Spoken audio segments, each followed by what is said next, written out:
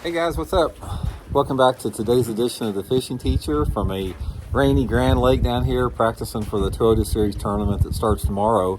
And what a better segue to talk about fishing in the rain. So we're going to give you guys some tips and advice, and I really want to talk about some common misconceptions surrounding rain as far as what fish do and what you need to be doing in the rain. So going to get in that today's video.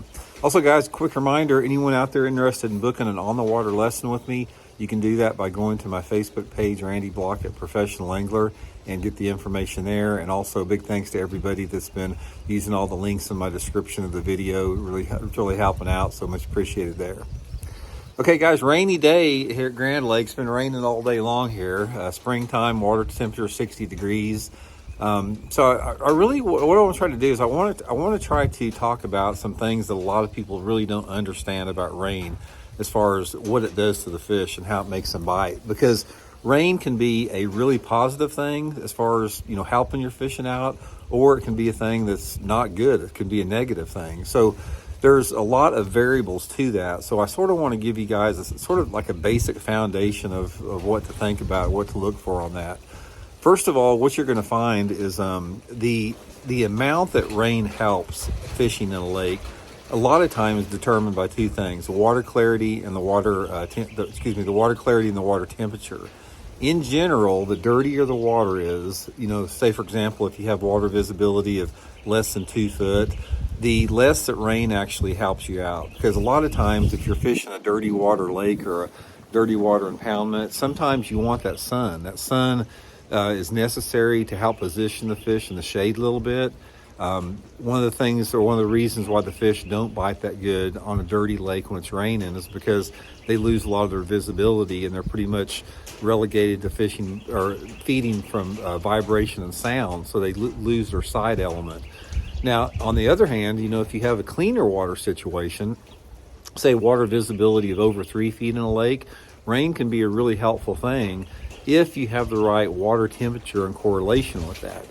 Another thing you're going to find out, guys, is if you have a clear water lake, and I'm talking about clear water like over 3 or 4 foot visibility, if you have water temperatures over 50, 55 degrees, that is a big plus. That really helps the fishing out, especially if you have some fish that are in less than 10 foot of water. So all those days that you have out there, anywhere between like March on into December, if you got clean water and you got rain, it usually activates those fish, makes them bite a little bit better.